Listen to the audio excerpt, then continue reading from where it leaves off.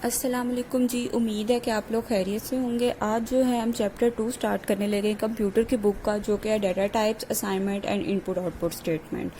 आपने जब इसका इंट्रोडक्शन पढ़ा था इस बुक का, तो आपने ये आपको बताया गया था कि जो चैप्टर 2 से लेके 6 तक इसमें आप एक लैंग्वेज पढ़ेंगे, बेसिक लैंग्वेज, और उससे रिलेटेड उसकी सारी चीज़ें पढ़ेंगे, यानी इसमें आप प्रोग्रामिंग सीखेंगे। तो जी आज हम उसी को देखेंगे कि इसका इंट्रोडक्शन देखेंगे और उसके कुछ मोड्स ऑफ ऑपरेशन पढ़ेंगे।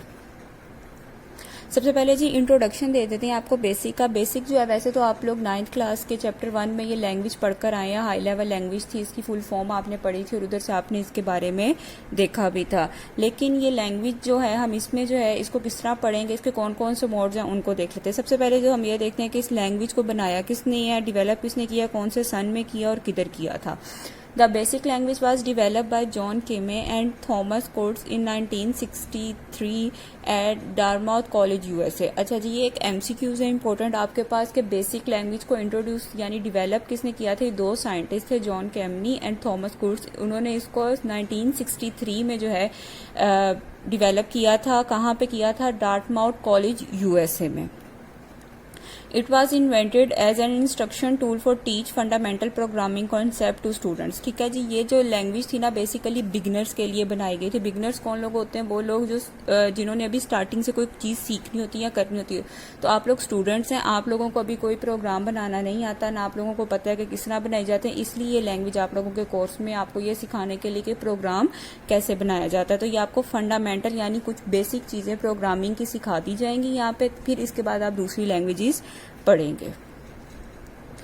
GW Basic is an interpreter for basic beginners for all purpose symbolic instruction code language. अच्छा जी, अब GW बेसिक है। अब आप लोगों ने चैप्टर 1 में ही कुछ ट्रांसलेटर्स के बारे में पढ़ा था कि ट्रांसलेटर्स होते क्या हैं। तो उसका कॉन्सेप्ट जिनको नहीं याद उनके लिए मैं एक दफ़ा दोबारा बता दूं कि ट्रांसलेटर आपकी हाई लेवल लैंग्वेज में लिखे गए प्रोग्राम को मशीन लैंग्वेज में कन्वर्ट कर रहे होते हैं। तो जो बेसिक है इसका जो ट्रांसलेटर है वो है हमारे पास GW बेसिक। अब यहाँ पे एक इंपॉर्टेंट MCQs है कि हमने वहाँ पे ट्रांसलेटर की कुछ टाइप्स पढ़ी थी, जिस तरह कंपाइलर और इंटरप्रेटर। वैसे तो मार्केट्स में बहुत से कंपाइलर और इंटरप्रेटर अवेलेबल है, लेकिन जो आपकी बुक में यूज हुआ हुआ इंटरप्रेटर वो कौन सा है जी? GW basic. अब GW बेसिक क्या है? आपके पास एक ट्रांसलेटर है, और कौन सा ट्रांसलेटर है? इंटरप्रेटर ट्रांसलेटर है। अब इंटरप्रेटर जिनको नहीं याद उनको ये बताती जाऊं कि इंटरप्रेटर जो होता है वो लाइन बाय लाइन आपके जो कोड को है वो रीड करता था और उसके बाद उसको क्या करता था? एग्जीक्यूट करता था। तो जो GW बेसिक का ट्रांसलेटर है वो कौन सा है? इंटरप्रेटर। और दूसरी चीज के बेसिक की जो है ना आपको फुल फॉर्म लाजमी आनी चाहिए। ये भी आपका एक इम्पोर्टेंट MCQ है। Q basic, quick basic which provide a menu driven environment to write and execute basic program. अब जो क्यू बेसिक है ये जो है आपके पास क्या एक कंपाइलर है, यानी ये भी एक ट्रांसलेटर है, यानी पूरे प्रोग्राम को एज अ होल रीड करता है और उसके बाद एग्जीक्यूट कर रहा होता है।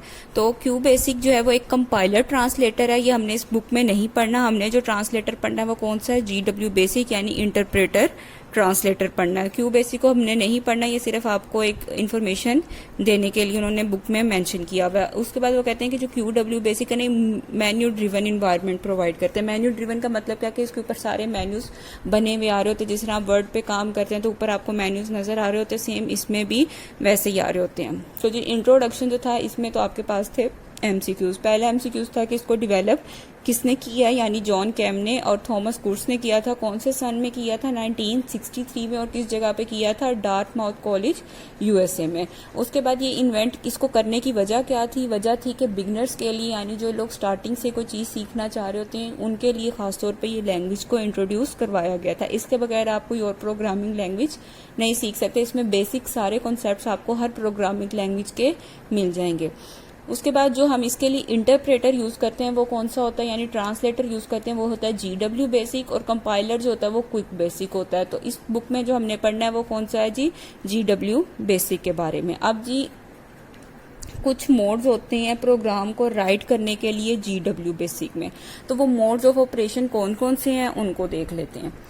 GW basic can operate in 2 modes. जो हमारा GW बेसिक है ना वो 2 मोड्स में ऑपरेट हो रहा होता है। एक है जी डायरेक्ट मोड और दूसरा है इनडायरेक्ट मोड। यही 2 मोड है जिनमें हमारा GW बेसिक के जितना भी जो भी प्रोग्राम हमने लिखना होता है वो ऑपरेट हो रहा होता है। अब हम डिस्कस करते हैं जी पहले डायरेक्ट मोड को। डायरेक्ट मोड क्या होता है मैं आपको बताती चलूँ कि इसमें जो है ना हम कमांड्स लिखते हैं। अब कमांड्स क्या होती हैं ये मैं अभी आपको आगे बताती हूँ। इसमें हम कमांड्स लिखते हैं, इसमें हमें पूरा प्रोग्राम लिखने की ज़रूरत नहीं होती। और तीसरी बात कि कमांड्स जैसे ही हम लिखते हैं ना वो उसी वक्त चल जाती हैं, जैसे ही हम कमांड लिखते हैं वो उसी वक्त रन हो जाती हैं। और फोर्थ मोस्ट इम्पोर्टेंट बात कि इसमें हम लाइन नंबर नहीं लगाते। अब इसको डिटेल में डिस्कस करते हैं ताकि आपको मेरे 4 पॉइंट्स समझ आ जाए। In direct mode GW basic commands are executed as they are type. वो कहते हैं कि डायरेक्ट मोड में क्या होता है कि जैसे ही GW बेसिक की कोई कमांड लिखी जाती है वो फौरन ही एग्जीक्यूट हो जाती है। Results of arithmetic and logical operation can be display immediately, but commands after execution are lost। वो कहते हैं कि जो भी आपने arithmetic और logical operations लगाए होते हैं वो उसी वक्त डिस्प्ले हो जाता है उनका रिजल्ट, लेकिन जैसे ही कमांड चलती है वो उधर ही वहाँ पे लॉस्ट हो जाती है, वो उसके बाद आपको स्क्रीन पे नजर नहीं आ रही होती। This mode is useful for debugging and quick calculation that do not require a complete program. कहते हैं कि ये मोड जो है ना जहाँ पे हमें कंप्लीट कोई प्रोग्राम नहीं चाहिए होता ना उस मोड के लिए, उस काम के लिए ये मोड बेस्ट है। यानी डिबगिंग प्रोसेस भी हम इसमें फौरन से कर सकते हैं और हमें फौरन से कैलकुलेशन भी मिल सकती है। अब इसकी एग्जाम्पल देखें।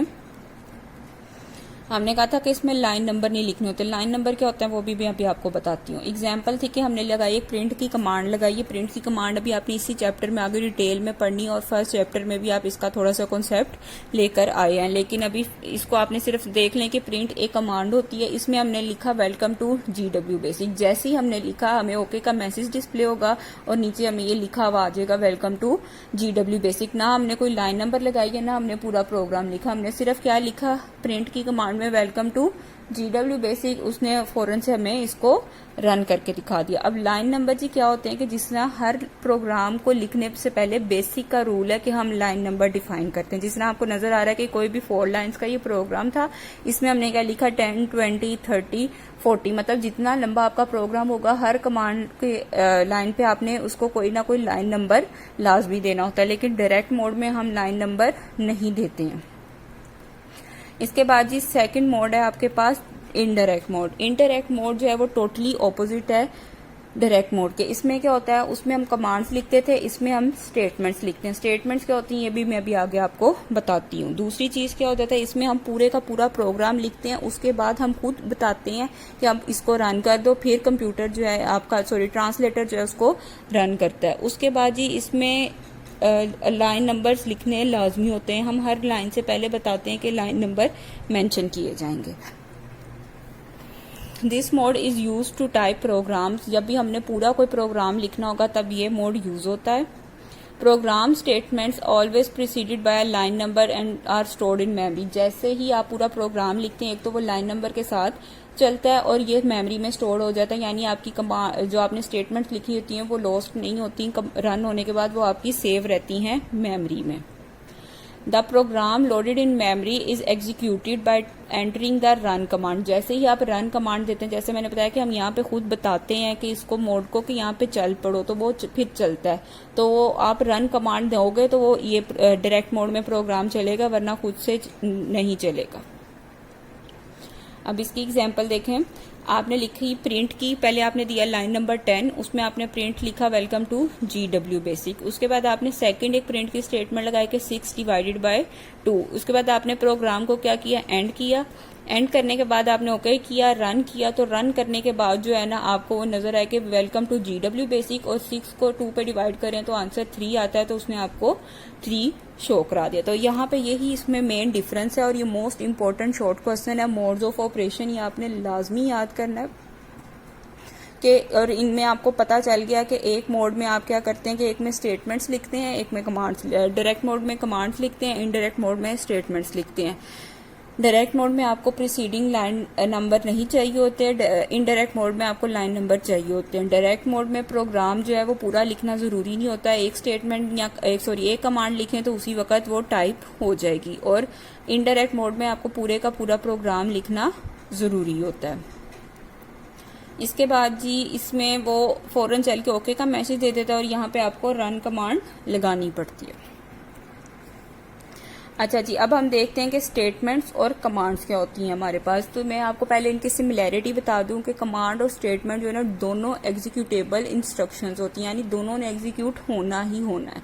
कमांड्स जो हैं वो एक तो डायरेक्ट मोड में लिखी जाती हैं और जैसे ही हम लिखते हैं ना ये उसी वक्त जो है क्या हो जाती हैं, एग्जीक्यूट हो जाती हैं। इसके लिए हमें पूरा प्रोग्राम नहीं लिखना पड़ता, जबकि स्टेटमेंट के लिए हमें पहले पूरा प्रोग्राम लिखना पड़ता है और ये कौन से मोड में लिखी जा रही होती हैं, इनडायरेक्ट मोड में, और फिर ये जाके क्या होती हैं, एग्जीक्यूट होती हैं। अभी आप आगे डिटेल में इनकी डिफरेंट कमांड्स और स्टेटमेंट्स पढ़ेंगे भी।